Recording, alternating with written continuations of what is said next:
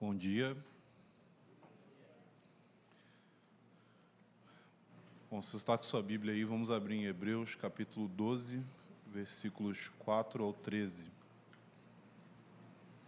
Obrigado.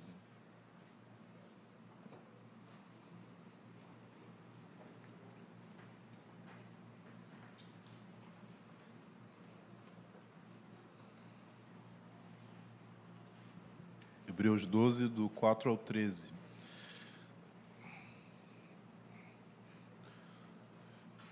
E a palavra de Deus diz assim: na luta contra o pecado, vocês ainda não resistiram até o sangue.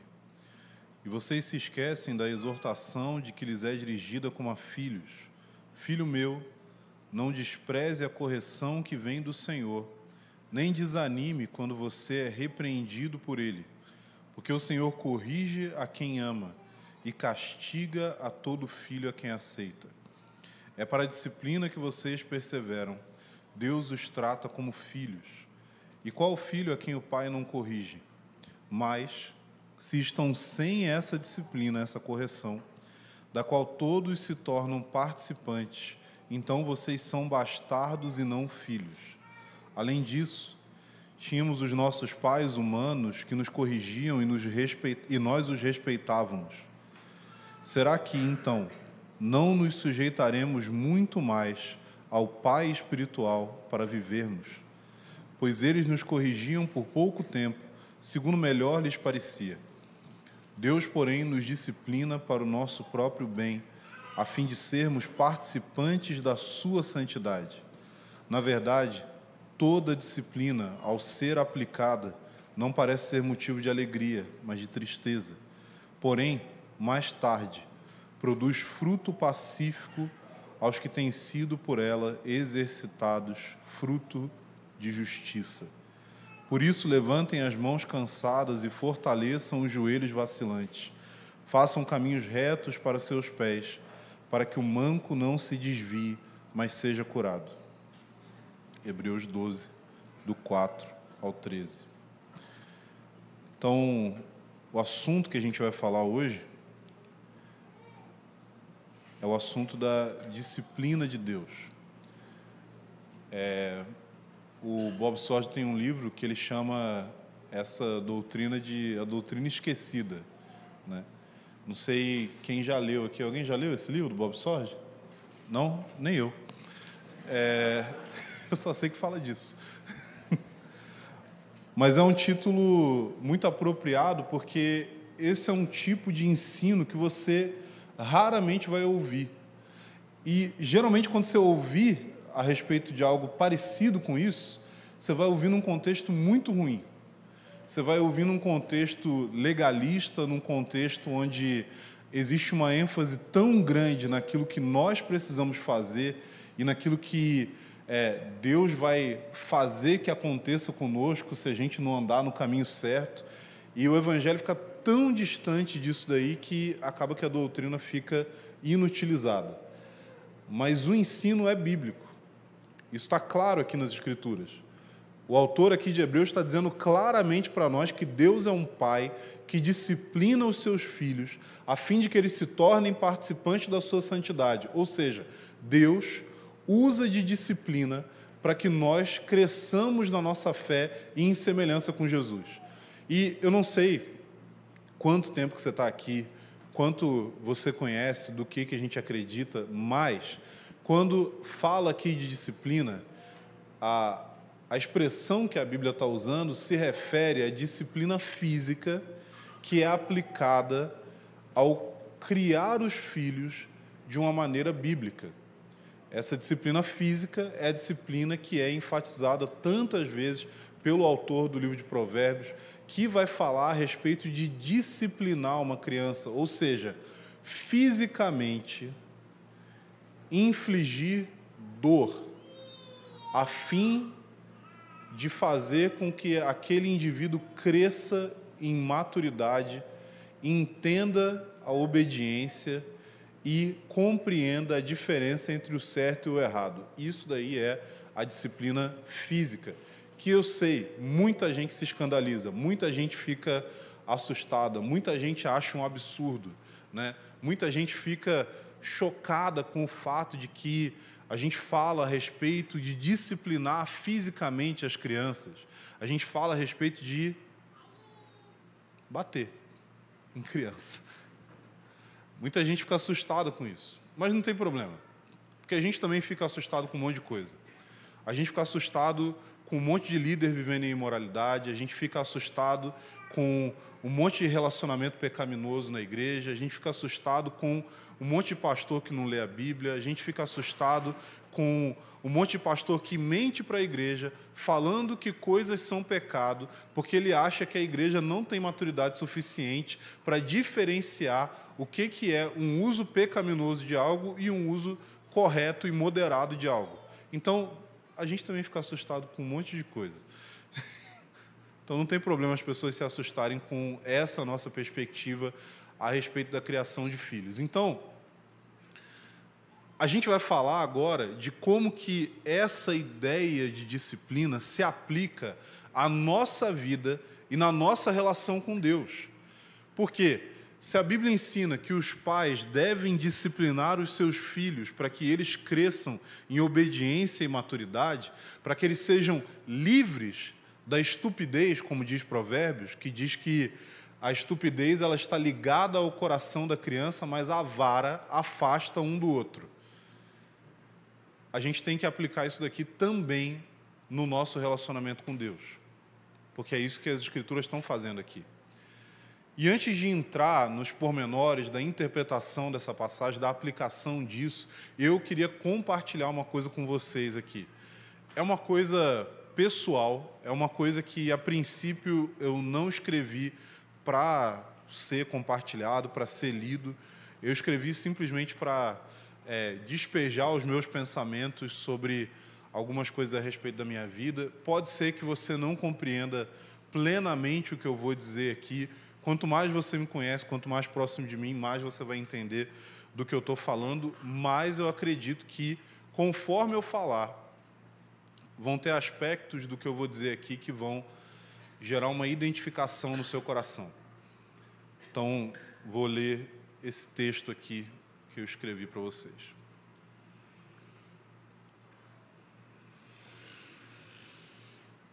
Há uns anos atrás, alguns anos já, Deus começou a falar comigo sobre fracasso. Eu acho que a primeira vez que eu ouvi a respeito disso, eu estava fazendo CPP ainda. Confesso que aquilo me gerou medo, mas depois de um tempo eu esqueci. Foi só anos mais tarde que algumas coisas começaram a ficar estranhas. Tudo parecia estar indo muito bem, mas eu sempre sentia uma sombra sobre as coisas que eu fazia. Parecia que esse tal fracasso estava à espreita. De repente, muitas coisas começaram a dar errado. O estranho é que esse dar errado não era aparente ou externo. Sempre estava ligado às minhas expectativas. Externamente, superficialmente, tudo parecia estar dando certo. Mas era como se aquela sombra estivesse se aproximando de mim. Eu fugia dela. Meu interior se encolhia diante dela. Mas ela chegava cada vez mais perto. O fracasso em questão não era a frustração total dos meus projetos. O medo não era simplesmente das coisas darem errado, mas era das coisas darem errado por minha causa. Sabe, desde muito cedo na minha vida, eu sempre me senti inútil, incapaz e com uma insistente suspeita de que eu não teria forças para lidar com as coisas mais básicas da vida. Não porque eu não tivesse os talentos ou a capacidade de fazer essas coisas, mas porque havia algo em mim que me impedia de trazer à realidade esse potencial que eu mesmo e tantos outros viam em mim. E foi exatamente o que aconteceu. Tudo em mim começou a ruir diante dos meus olhos. Não imediatamente diante dos olhos alheios, mas muito antes de qualquer um perceber que eu havia perdido aquela batalha em meu interior. Não, perdão. Muito antes de qualquer um perceber, eu já havia perdido aquela batalha em meu interior. A batalha com essa escuridão que me assolava e me arrastava.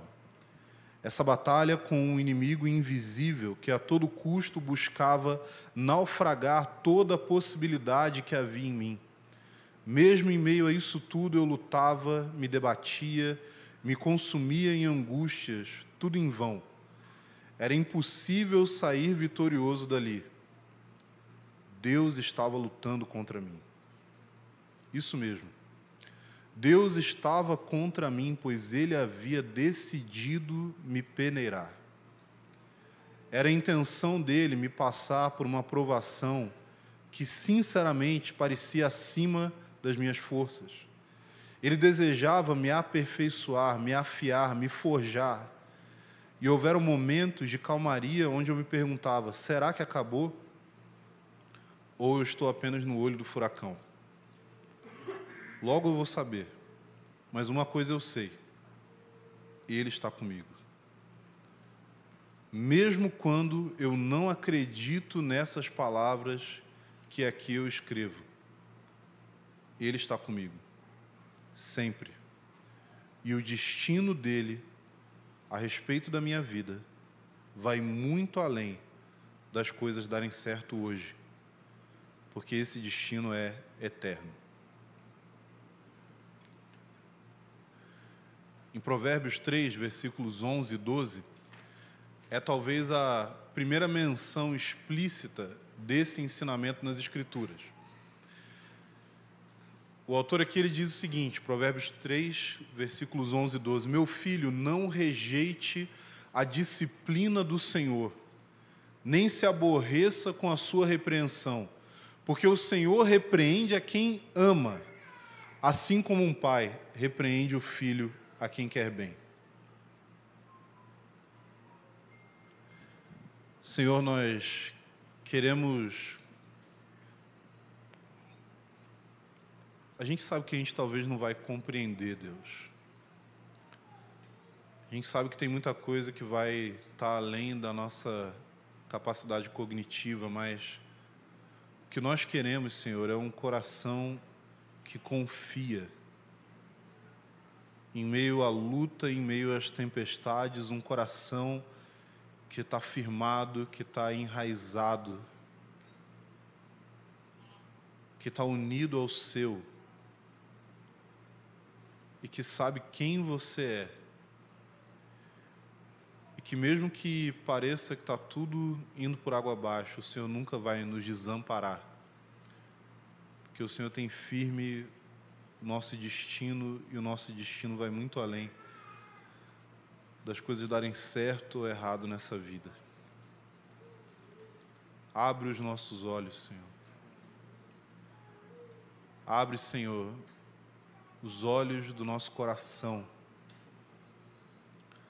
para que nós possamos receber dessa firmeza que vem da plena confiança em você. Em nome de Jesus.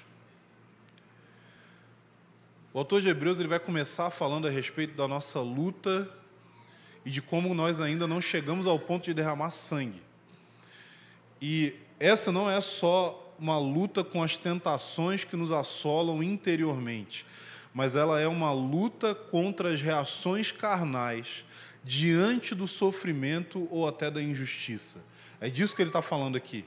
Existe uma tendência, óbvio, em cada um de nós, a gente precisa ser vigilante a respeito da nossa vida, porque o pecado sempre está à espreita, o pecado sempre está nos assediando, mas o que o autor está dizendo aqui não é a respeito de um pecado que aflige você e com o qual você tem dificuldade e você pensa, eu preciso crescer, amadurecer, me fortalecer, para que eu não seja mais tentado a ir por esse caminho. Não, ele não está falando de um pecado que acontece de maneira explícita, ele não está falando de um pecado que acontece de maneira como uma espécie de ação que vem a partir simplesmente do que tem do seu interior. Não, ele está falando a respeito das nossas reações.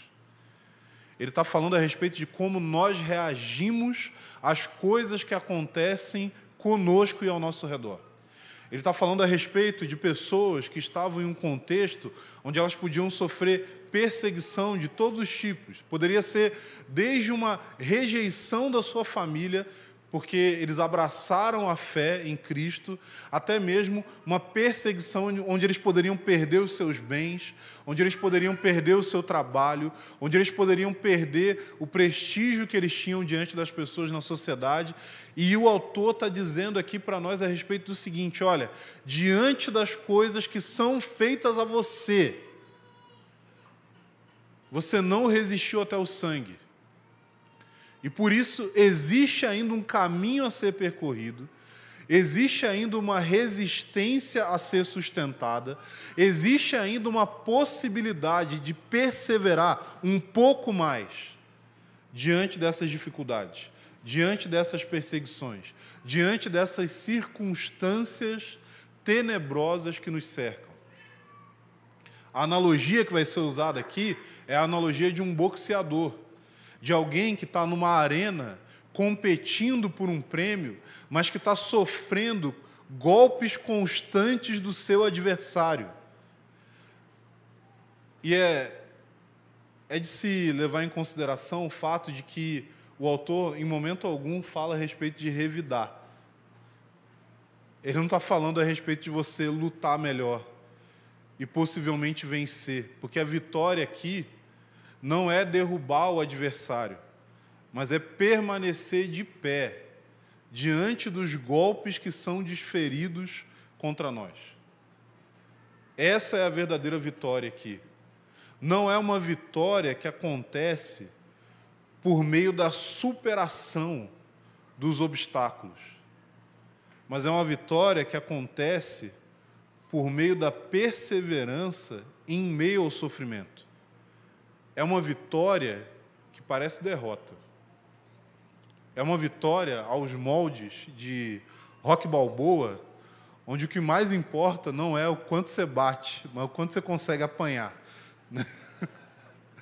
E, com certeza, se o autor de Hebreus tivesse escrito isso, talvez um pouco mais tarde, ele ia citar aqui o Rocky Balboa, ele ia falar assim: vê aquele filme lá, você vai ver mais ou menos o que eu estou falando a respeito de como que a gente deve suportar essas aflições. A questão é que, assim, a gente tem, dentre as muitas dificuldades de lidar com isso, de lidar com a disciplina de Deus, e eu já vou explicar um pouco melhor o que significa essa disciplina um pouco mais na prática, mas uma das maiores dificuldades que a gente tem é que, na maioria dos casos, nós não entendemos o que Deus está fazendo. A gente, pelo menos de cara, não sabe. Deus não chega para nós e senta do nosso lado e explica assim: ó, é o seguinte, cara, você vai se ferrar pra caramba nos próximos tempos aí, mas eu tenho esse plano aqui, esse propósito, isso vai gerar tal coisa no seu interior. Não, não é assim que acontece. O sofrimento começa, e em meio ao sofrimento, em meio à angústia, em meio às dificuldades, aí você tem a possibilidade de tentar buscar de Deus uma forma de compreender o que está acontecendo. Mas mesmo quando você busca de Deus o que está acontecendo, não quer dizer que Ele vai te responder de cara. Não quer dizer que rapidamente você vai compreender. E a gente precisa aprender isso. A gente precisa aprender que a compreensão não é o objetivo da disciplina de Deus. A gente precisa aprender que não é que Deus está querendo contar uma historinha infantil para você, por meio do seu sofrimento, que no fim Ele vai falar: então, qual é a lição que nós aprendemos por meio dessa desgraça aqui? Não é isso que Ele quer fazer. Ele não quer sentar com você e começar a passar uma liçãozinha. A compreensão não implica em crescimento, em maturidade, não implica nem em você, de fato, aprender algo. E para dar um exemplo para vocês, assim, eu vou falar de algo que eu sei que muitos pais têm dificuldade, quando a gente fala a respeito de disciplina física. Muitos pais têm dificuldade porque eles falam assim: eu não acho que ele está entendendo. eu não acho que a criança está entendendo. Eu não acho que a criança está compreendendo o que... E aí qual que é o medo? O medo é, a criança não vai entender. Ela vai interpretar mal as minhas ações e ela vai ficar traumatizada. Isso vai ferir o meu relacionamento com o meu filho. Isso vai dificultar a nossa amizade no futuro. Mas o que a gente precisa entender é que, assim, a disciplina, ela é pedagógica em si, independente da compreensão. Uma criança pode enfiar o dedo numa tomada e tomar um baita de um choque, sem conseguir te dar uma palestra depois sobre a eletricidade. Se for assim, o que aconteceu com você? Ele vai falar, doeu. Mas doeu por quê? Doeu. Doeu, eu aprendi. O que você aprendeu? Sobre as propriedades da eletricidade, sobre energia, sobre... Não, eu aprendi que eu não devo enfiar o dedo ali. Só. Então, os princípios que nós aprendemos de maneira encarnada, eles não necessariamente têm a ver com uma compreensão cognitiva completa a respeito do assunto com o qual nós estamos lidando. Eles têm a ver com o nosso coração ser moldado de uma determinada forma. E isso é o que ofende muita gente no sofrimento. A gente está tentando buscar a compreensão. Por que que isso aconteceu? Por que que eu sou assim? Por que que eu experimento isso? Por que as pessoas fizeram isso dessa forma? Por quê? Por quê? Por quê? Mas a questão é que o porquê não importa, gente. O porquê não importa. E a gente tem exemplo disso na Bíblia. Jó tinha vários questionamentos. Ele tinha vários porquês que ele levantou. Ele tinha várias interrogações na sua mente a respeito do como Deus faz as coisas e do porquê Deus faz determinadas coisas. Agora, lê o livro de Jó. Deus respondeu alguma coisa para ele? Deus deu alguma palestra para ele a respeito? Olha, Jó, é o seguinte, ó, a gente tem uma informação no livro que Jó não tinha. Já parou para pensar nesse negócio? Que o início do livro fala que Satanás foi lá e Deus provocou Satanás, falou, você viu meu servo Jó? E aí Satanás foi lá e falou com Deus, não, se você deixar eu tocar em tudo na vida dele, você vai ver que ele vai te rejeitar na hora. Agora, a questão é que a gente sabe disso. Jó não sabia. Jó não recebeu essa informação. Jó não foi... ele não foi contactado para receber um e-mail explicando para ele, falou assim, olha, tudo o que aconteceu com você, e a gente pode teologizar a respeito de Jó, a gente pode teorizar sobre isso e falar, então, porque na verdade Jó estava experimentando algo na vida dele que tinha a ver com Deus ser glorificado dentro daquilo que John Piper vai dizer, que é o hedonismo cristão, nós estamos mais satisfeitos em Deus, e assim Deus é mais glorificado. Você sabe qual foi a resposta que Jó recebeu? Não teve nada a ver com isso.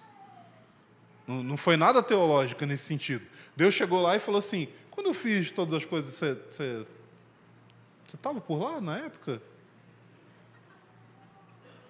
Né? Esses dias o Abnério foi falar comigo e ele falou assim, lindo, isso aconteceu lá em 1983, você estava por lá? Eu falei, eu não estava em nenhum lá. Eu não existia, cara. Então, eu não sei se ele estava querendo me dar uma lição ali, semelhante ao que Deus fez com Jó, mas a questão é que, assim, Deus fez uma série de perguntas para Jó e Jó ficou assim, não, estava não. E aí Jó deu uma resposta que só pode ser comparada à resposta de uma pessoa que teve uma grande projeção nas mídias aí ao falar a respeito de um sofrimento que ela estava experimentando, que é o menino do Raça Negra. Quando ele disse, entendi agora. Agora, o que ele entendeu agora? Ele entendeu que o Silvio Santos estava sacaneando ele. Mas a questão é que, assim, Jó não tem uma resposta conteudista a respeito do seu sofrimento. O que ele recebe como resposta é a presença de Deus. E o que a gente deveria buscar em meio ao sofrimento não é uma compreensão clara. O que a gente deveria buscar é Ele, é encontrar com Ele. Porque em meio a essas coisas, pode ser que demore um longo tempo, mas em alguma hora, você encontra Deus. E pode ser que ao encontrar Deus, você não compreenda nada. Mas quando você encontra com Ele, não importa o fato de você não estar compreendendo nada. Pode ser que naquele momento vai acontecer isso e depois você vai cair de novo naquela espiral descendente de sofrimento em que nada faz sentido. Nada faz sentido. Não tem esse negócio de... E a gente tem que abandonar essa ideia dos amigos de Jó de ficar tentando arrumar defeito na vida de quem está sofrendo. Ah, mas o que a pessoa fez de errado? Ah, mas você já experimentou tal coisa? É o tanto de coisa que a gente faz, gente, que não tem utilidade nenhuma. É uma brincadeira que eu fazia com um amigo meu, porque um dia ele fez sério, e ele chegou para mim, eu estava num momento com uma experiência profunda de depressão, e ele virou para mim e ele falou palavras mágicas, que foram: fica assim não, cara. E, na verdade, foi bom o que ele falou, porque foi um negócio tão ridículo que me fez rir. Despertou aquela ironia para eu falar assim: puxa vida, cara, eu não tinha pensado nisso. Nossa, eu estou triste. O que eu deveria fazer? Ficar feliz. Eu estava meio sem saber para que lado que eu ia. E aí virou uma zoeira que várias vezes, quando eu não estava me sentindo bem, ele virava para mim e já falava rindo. Falou assim: fica assim não, cara. E a questão é que a gente muitas vezes não vai ter compreensão. A gente muitas vezes não vai receber de Deus uma orientação clara a respeito dos motivos por trás de todas as coisas que acontecem conosco.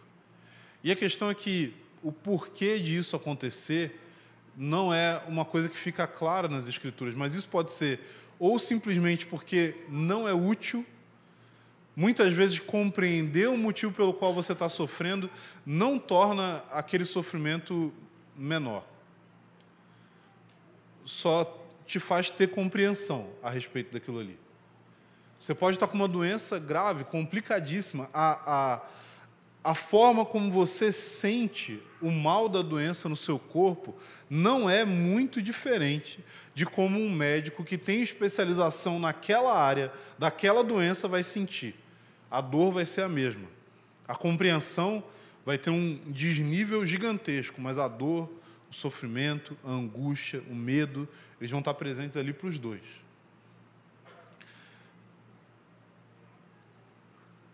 Compreensão não é igual a crescimento. Você pode crescer em algo sem compreender o que está acontecendo com você. Eu lembro de falar, a gente estava falando a respeito de... Estava falando com um amigo a respeito de criação de filhos e tal, foi quando a nossa primeira filha nasceu, a Alice, e a gente estava comentando a respeito do método do nananenê, que a gente estava começando a aplicar e tal, e esse irmão com quem a gente estava conversando, ele falou o seguinte, ele falou: cara, sabe por que é interessante isso daí que você está explicando? Porque o método, né, explicando para vocês agora, tá? Não é ele falando, não. O método, ele tem a ver com você controlar a rotina da criança. Essa é a tônica principal. É você controlar a rotina e, através de controlar a rotina, você tem uma série de resultados benéficos depois.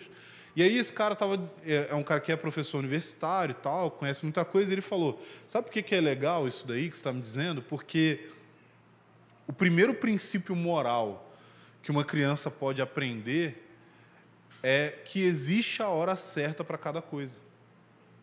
Ele não saberia, obviamente, né, porque é um bebê, ele não saberia te explicar. Mas ele começa a adequar a vida dele àquilo ali, e aquilo já se torna algum embasamento moral para ele compreender a realidade ao seu redor.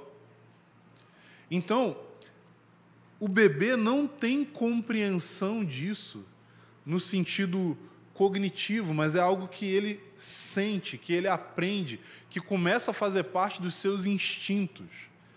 Deus faz coisas nas nossas vidas que tem a ver com nos moldar em um nível que é um nível supralógico. Ele vai além das nossas considerações lógicas, ele vai além da nossa compreensão em termos de conteúdo, mas ele tem a ver com algo que fica entranhado em nós. Por isso tem coisa, gente, que não dá para ensinar. Tem coisa que precisa da experiência, precisa da vivência, precisa passar por aquilo ali. A gente brinca que, anos atrás, no CPP, quando meu sogro morava aqui em Montemor ainda, às vezes a gente fazia alguma coisa e ele não gostava, ele ficava chateado. E aí, na hora de brigar com a gente, ele falava assim, mas é muita falta de experiência. E aí a gente ficava assim, mas isso é a única coisa que não dá para a gente ter. Não dá para você fabricar de uma hora para outra. E, de fato, tem coisa que a falta de experiência vai fazer com que a gente tenha que passar por certos processos na nossa vida. Agora, quando você retém isso, você foge do lugar onde você pode, de fato, crescer. Por isso que, também em Provérbios, capítulo 13, versículo 24, vai dizer o seguinte, o que retém a vara da disciplina, o que retém a vara, odeia o seu filho. Quem o ama, este o disciplina desde cedo. Tem gente que vai argumentar, fala assim, mas é porque, não acho, porque tem pesquisas dentro da pedagogia, dentro da psicologia, que falam que não é bom, que tem como você educar a criança sem isso. Não, tudo bem, eu vou ficar com a palavra de Deus. Você pode seguir com o que você quiser para determinar a sua vida, eu vou obedecer aquilo que a Bíblia diz, e eu vou encarar o que as Escrituras dizem como sendo a compreensão correta da realidade. Deus está nos ensinando, muitas vezes de uma forma pré-cognitiva. Agora, se a gente for falar, beleza, entendi que Deus ele nos disciplina, que essa disciplina muitas vezes é algo que não vem com uma compreensão clara a respeito do porquê Deus está fazendo aquilo ali comigo. Mas o que é de fato essa disciplina?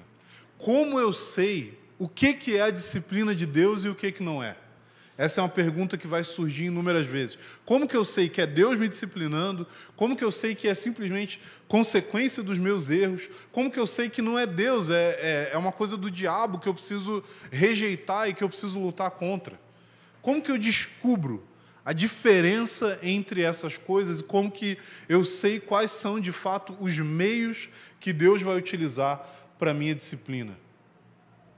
Primeiro, quando a gente fala de disciplina, a gente está usando uma outra palavra para o sofrimento. Disciplina é sofrimento. Isso é disciplina. Disciplina é sofrimento aplicado nas nossas vidas para nos tornar mais semelhantes a Jesus. Isso daí é disciplina. Agora, ok, o que é essa correção? Se eu fosse resumir da forma mais resumida possível, eu teria que dizer para você, o sofrimento da disciplina, ele é oriundo das circunstâncias. Basicamente, as circunstâncias nos causam sofrimento. E esse sofrimento é usado por Deus para que a gente cresça em maturidade.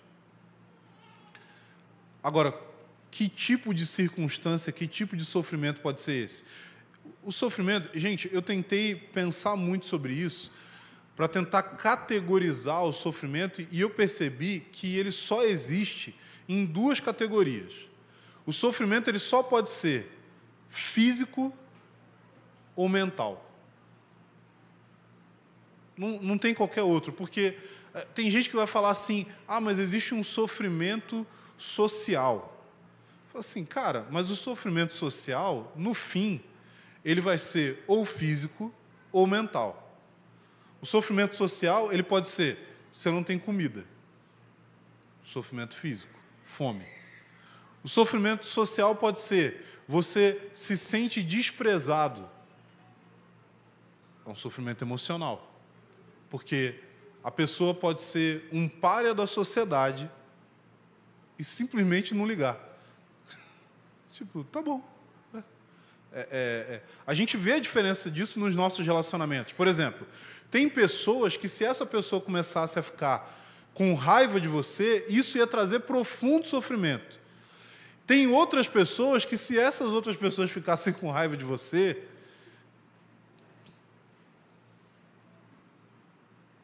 tá bom. Nossa, fulano falou que não gosta de você. Quem?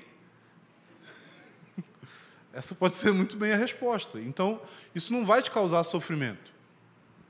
Existem circunstâncias que têm a ver com os acontecimentos ao nosso redor. Existem circunstâncias que dizem respeito a coisas em nós. E quando eu falo disso, pode ser um acidente, pode ser um problema relacional, pode ser uma doença física, pode ser uma doença mental. A questão é que, geralmente, esses sofrimentos, eles não vão andar muito separados um do outro.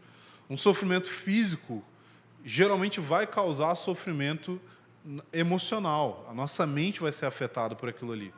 Um sofrimento emocional, ele pode trazer consequências físicas. A questão é que sempre o sofrimento vai ter a ver com circunstâncias em nós ou fora de nós. Ele pode ter origem interna ou pode ter origem externa. Tem gente que você vai olhar para a vida da pessoa e está tudo bem com ela, mas ela está sofrendo profundamente. Tem gente que você vai olhar para a vida da pessoa e está tudo de cabeça para baixo, e ela não está experimentando sofrimento. A questão é que, quando a gente fala de coisas físicas, elas são muito mais objetivas, elas são muito mais fáceis de serem avaliadas por pessoas de fora. Se você vê alguém que quebrou a perna numa fratura exposta, a pessoa não precisa te contar, assim, olha, eu estou sentindo muita dor agora. Geralmente não precisa, né? Agora, pode ser que uma pessoa, você olha para ela e fala assim, cara, essa pessoa tem tudo, está tudo bem com ela, não tem nada, ela tem todas as oportunidades, ela tem todos os recursos, ela tem tudo que qualquer pessoa pode ter. E aí ela vai virar para você e falar, eu estou sofrendo profundamente, eu estou desgostoso da minha vida, eu não tenho prazer em viver. Ou seja, o sofrimento ele pode ser algo racional ou algo que é aparentemente irracional. Algo que não faz sentido olhando de fora. Algo que não pode ser explicado simplesmente olhando na superfície.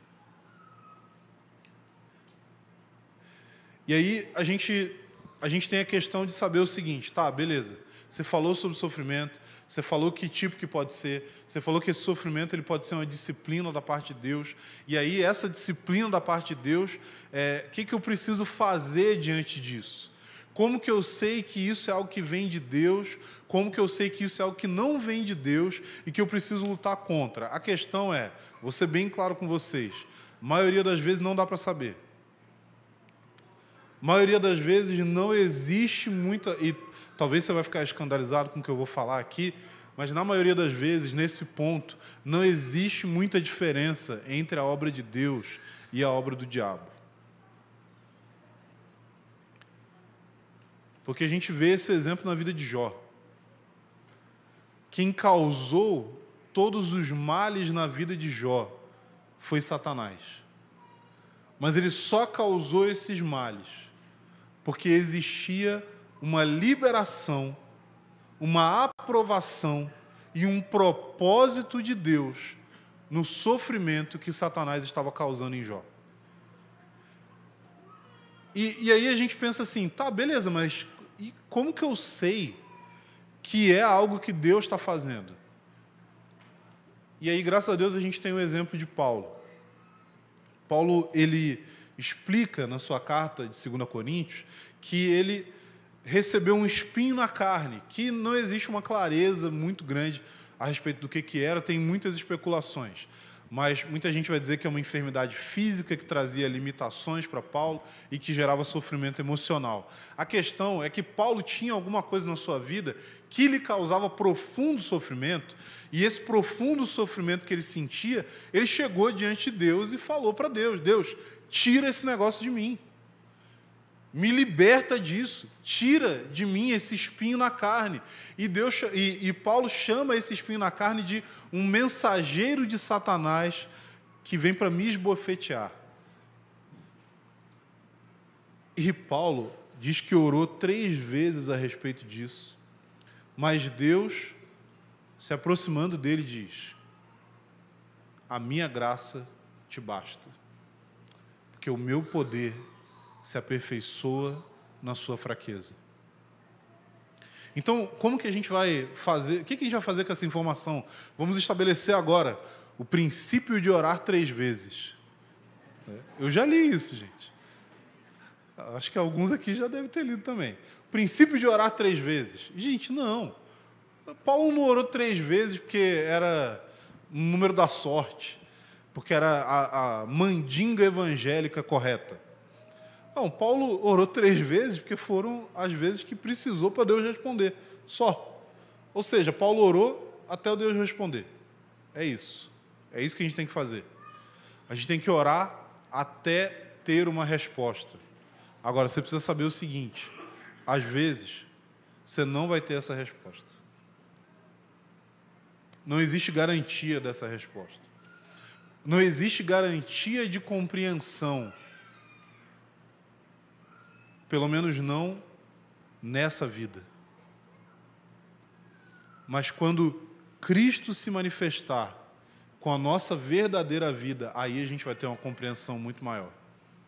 Mas até lá, diante do sofrimento, diante das angústias, diante de algo que você desconfia que pode ser uma disciplina da parte de Deus na sua vida, o que você precisa fazer é que você precisa buscar da parte de Deus resposta, mas encarar no seu dia a dia aquilo ali como algo que foi colocado para produzir em você crescimento.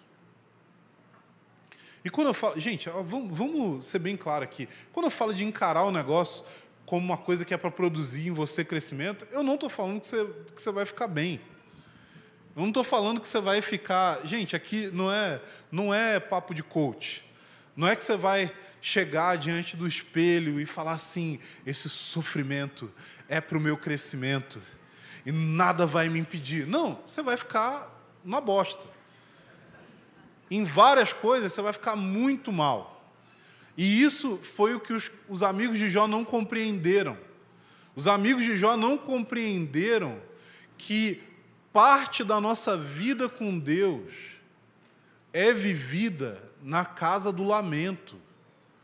E o lamento é uma coisa normal dentro do nosso relacionamento com Deus.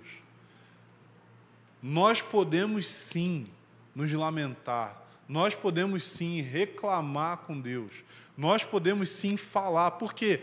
Porque o maior livro na Bíblia que fala a respeito de oração, que fala a respeito de relacionamento com Deus, tem em sua maior parte lamento. O livro de Salmos tem mais lamento do que qualquer outra categoria.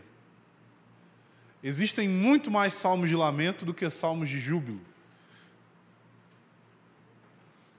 E isso acontece pelo fato de que nós, assim como os salmistas, vivemos em uma era má, dominada pelo pecado, debaixo de um sistema que é regido pelo próprio Satanás. E nós somos seres caídos, limitados, com corpos fragilizados pelo pecado, assim como todas as pessoas ao nosso redor, todas as pessoas a quem nós amamos.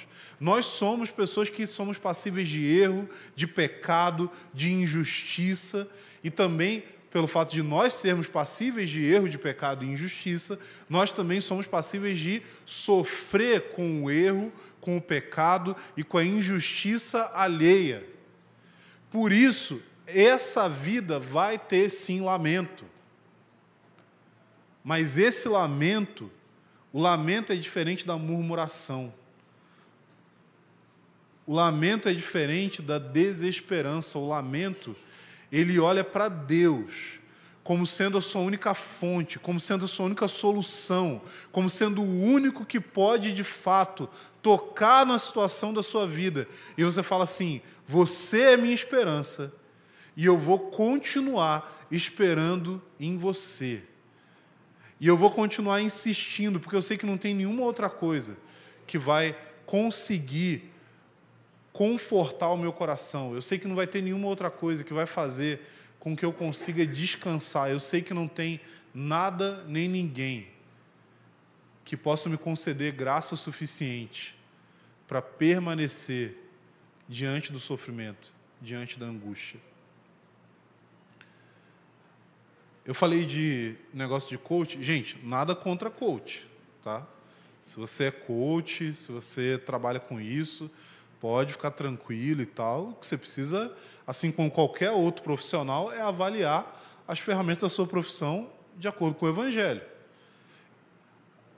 Agora,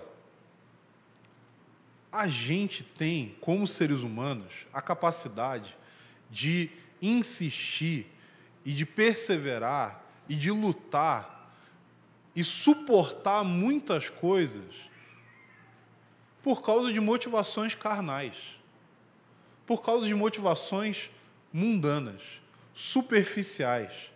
Você tem um monte de gente falando hoje sobre: não, cara, você precisa trabalhar, você precisa ser milionário, você precisa... Cara, vai lá, mora 20 anos num barraco de madeira, ganhando 50 mil reais por mês. Por quê? Porque você quer ser mais rico que todo mundo.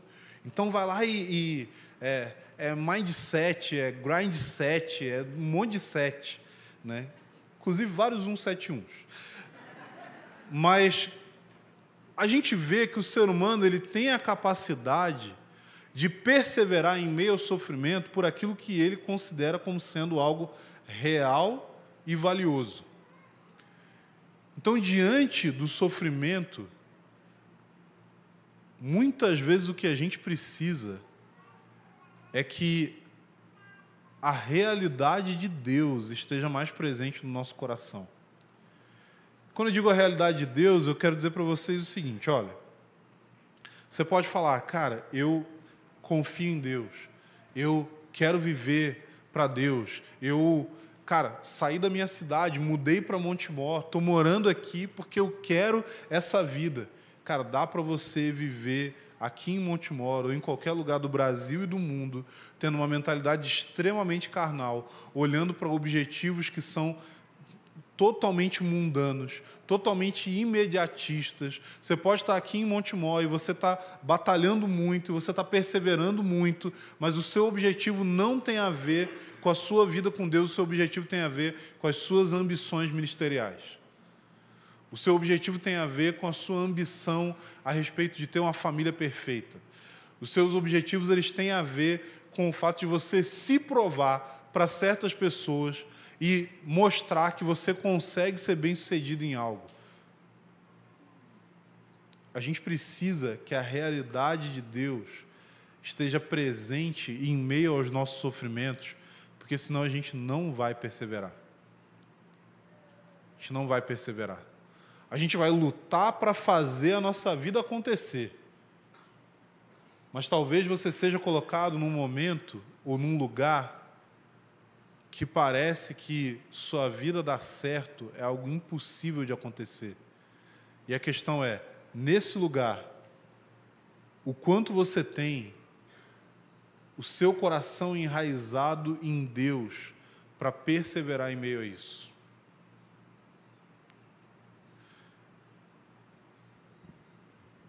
o autor de Hebreus ele vai falar o quanto que assim, a disciplina ela sempre vai parecer motivo de tristeza. Ela nunca vai ser uma coisa boa, nunca vai ser uma coisa agradável, nunca vai ser uma coisa legal, glamurosa. Não. Ela vai ser uma coisa que vai, sim, ser motivo de tristeza para nós. E essa tristeza, esse sofrimento, ele está ligado ao fato de que a gente está trilhando o mesmo caminho que o nosso mestre trilhou.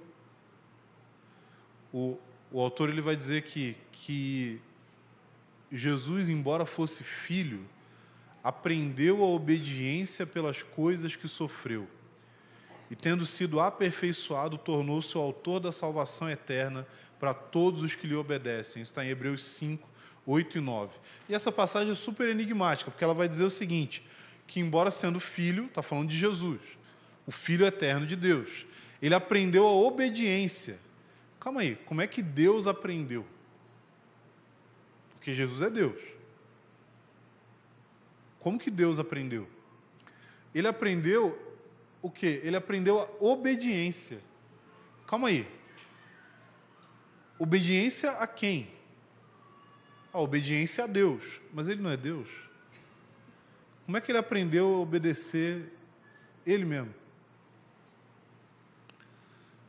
Por meio das coisas que sofreu, tendo sido aperfeiçoado. Não, agora virou heresia. Agora virou heresia, porque falou que aperfeiçoou Deus. O que o autor está dizendo para a gente aqui? Vou explicar para você da forma mais simples possível. Primeiro, embora ele fosse filho, ele é o Filho eterno de Deus. Ele aprendeu a obediência. Como que ele aprendeu a obediência? Ele aprendeu a obediência porque, cara, o Filho eterno não precisava aprender nada e ele não precisava obedecer nada, porque a vontade do Pai e a vontade dele eram uma só. Mas a questão é que, como homem, Jesus precisava aprender não como estar alinhado com Deus, mas como estar alinhado com Deus sendo um ser humano frágil, um ser humano que tinha, sim, uma vontade humana, uma vontade que fazia com que ele não desejasse o sofrimento. O sofrimento, gente, ele não é um fim em si mesmo. Ele não é algo que é por si só bom. Ele é só um caminho para chegar em algo. Então, Jesus não estava sofrendo porque ele achava legal. Jesus estava sofrendo para que ele pudesse trilhar um caminho que teria que ser trilhado por nós. Jesus não estava aprendendo algo para ele mesmo, mas ele estava aprendendo algo para nós. Jesus estava aprendendo algo que ele nunca tinha experimentado em toda a eternidade: ser humano. E ele não tinha a mínima necessidade de aprender isso, a não ser pela necessidade de gerar para nós uma vida que pode sim caminhar em cima dessa obediência. Deus não foi aperfeiçoado como Deus, mas Deus nos aperfeiçoou na nossa humanidade ao se tornar homem. Beleza? Deu para entender? Deu para entender isso daí? Então, esse é o caminho. É um caminho de obediência em meio ao sofrimento, mas é um caminho que já foi trilhado. Por isso que o autor de Hebreus, nessa passagem aqui, no último versículo, ele vai falar o seguinte, ó: por isso, levantem as mãos cansadas e fortaleçam os joelhos vacilantes, façam caminhos retos para os pés, para que o manco não se desvie, mas seja curado. Mas ele está falando por isso, esse por isso está ligado ao quê? Ele está ligado ao fato de que assim, que a gente vai ser corrigido, que a gente vai...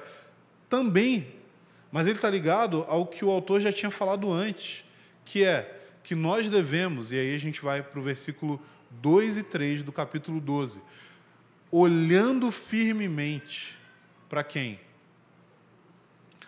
Para o autor e consumador da fé, Jesus, o qual, em troca da alegria que lhe estava proposta, suportou a cruz. Gente, suportou a cruz. E a gente é chamado para quê? Para tomar a nossa cruz, para negar a nós mesmos, para também suportar a cruz. Mas não é suportar a cruz pela cruz, é suportar a cruz porque tem uma alegria proposta. É suportar a cruz porque tem uma glória no final dessa estrada de sofrimentos. É suportar a cruz porque, ainda que a gente não consiga compreender a disciplina de Deus sobre as nossas vidas, a gente consegue compreender o objetivo final de Deus, que é nos aperfeiçoar, que é nos tornar semelhantes ao seu Filho, e que é nos levar a um lugar de desfrutar da sua presença eternamente.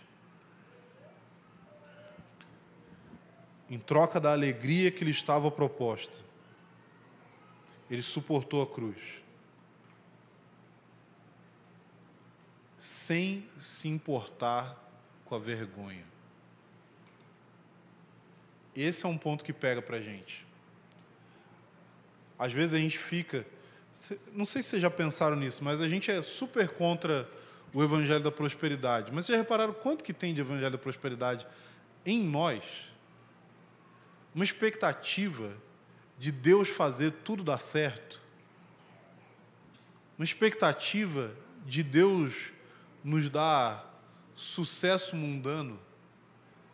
Uma expectativa de Deus fazer com que tudo aquilo que a gente almeja aconteça. Tudo aquilo que a gente sonha, ainda que aquilo que a gente sonha muitas vezes é alimentado por um consumo de coisas que estão nos apontando para uma realidade de pessoas que só têm esperança nessa vida. Um desespero para encontrar prazer e realização no hoje, porque a nossa fé no futuro, a nossa fé no reino, ela está muito pequena. E o hoje parece muito mais real do que tudo isso. Ele suportou a cruz sem se importar com a vergonha, sem se importar com o fato de que as pessoas podiam olhar para a vida dele e achar que a vida dele era um desperdício, de que as pessoas podiam olhar para a vida dele e ridicularizar os resultados das escolhas dele. Mas Paulo vai dizer para nós em 1 Coríntios 15 que se a nossa esperança em Cristo é apenas nessa vida, nós somos os mais miseráveis de todos os homens. Paulo está dizendo o seguinte, se a sua vida, por ser cristão, e isso é totalmente contra o que a gente ouve por aí, se a sua vida, por ser cristão, é uma vida melhor do que ela poderia ser, se você decidisse hoje que você não ia mais seguir Jesus, se a sua vida é melhor, isso quer dizer que tem alguma coisa errada. Porque Paulo está argumentando ali, dizendo o seguinte, olha, o fato de eu ser seguidor de Jesus me traz objetivamente prejuízos na minha vida. Eu poderia ser mais bem-sucedido, eu poderia ser mais próspero, eu poderia ter mais reconhecimento, eu poderia ter mais prestígio se eu não seguisse por esse caminho. Agora, calma, eu sei que em determinados momentos Deus abençoa a gente com algo, Deus leva a gente para coisa que eu falo assim, cara, eu nunca imaginei que eu fosse experimentar isso. Mas a questão é que dentro do que existe na sua vida hoje, você tem uma forma de encarar os recursos que Deus te deu como a fonte para que você possa extrair prazer da vida. Ou você pode encarar eles como ferramentas para que você possa glorificar a Deus com a sua vida. Sem se importar com a vergonha, e agora está sentado à direita do trono de Deus. Portanto, pensem naquele que suportou tamanha oposição dos pecadores contra si mesmo, para que vocês não se cansem nem se desanimem. Você sabe o que a gente precisa? E eu queria finalizar falando isso. Diante da disciplina de Deus, a gente precisa olhar para Jesus. E ao olhar para Jesus, a gente precisa se lembrar de que a vida que Jesus viveu era impossível de ser vivida por mim. Mas Ele viveu essa vida no meu lugar. Ele suportou a cruz no meu lugar. Ele suportou a humilhação no meu lugar. Ele suportou as dificuldades e os sofrimentos no meu lugar. E eu, por mim mesmo, não sou capaz de trilhar esse caminho. Mas esse mesmo Jesus passou por tudo isso, não só para nos livrar das consequências do pecado, mas para que Ele mesmo pudesse habitar em nós por meio do seu Espírito. E esse Jesus que habita em nós por meio do Espírito Santo é o mesmo Jesus que suportou a cruz. É o mesmo Jesus que suportou o sofrimento. É o mesmo Jesus que suportou a humilhação. E essa graça, para viver essa vida, habita em nós hoje, por meio do Evangelho. Por isso, a gente pode ter esperança. Por isso, a gente não precisa ter medo dos sofrimentos vindouros, porque a gente sabe que tudo que vier sobre nós, vai vir sobre nós num contexto de nós termos Cristo em nós, que é a esperança da glória. Cristo em nós, que é aquele que nos dá força e graça para perseverar em direção à alegria que nos está proposta, independente do quão fracos naturalmente nós somos. Amém?